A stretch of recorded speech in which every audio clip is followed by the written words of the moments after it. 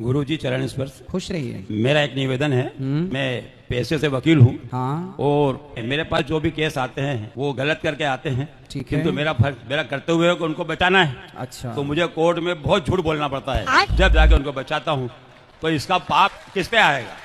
आप जब किसी का केस लड़ते हैं तो आपको ये पता होता है कि ये आदमी गलत है या सही है? बिल्कुल बिल्कुल पता लगता है हमको, हम पहचान लेते हैं, जान लेते हैं। कोई बलात्कारी आपके पास आ जाएगा तो क्या आप उसे भी जिता देंगे?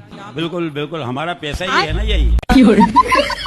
यदि गलत है तो फिर गलत को आप मत जिताओ, आप कहो भैया मैं झूठ नहीं बोल सकता, मैं नहीं करता। हम केस नहीं लड़ सकते साहब। तो आप अच्छे लोगों के केस लड़ो। पंडित जी, मेरा यह कहना है कि अच्छे लोगों के तो केस बनते ही नहीं है। बात तो सही है। तो दो में से एक तो सही है।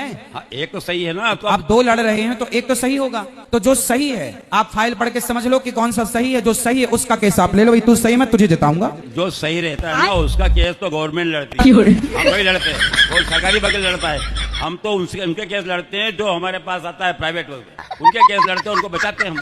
हाँ। अब हमारा तो अब जैसे हमने कई एक्सीडेंट हो जाते हैं, हम जानते हैं कि इसने एक्सीडेंट किया है, हाथ करके बदमाशी करी है, फिर भी हम उसको बचा लाते हैं और वही करवा देते हैं। फिर मैं तो मंदिर डेली जाता हूँ, आरती में डेली जाता हूँ, सुबह भी पूजा पाठ सब अच्छा करता हूँ। हम मंदिर जाते हैं और मंदिर जाने के बाद आकर गलत काम करते हैं तो मंदिर जाने का लाभ नहीं है। धंधा ही मेरा यही, तो क्या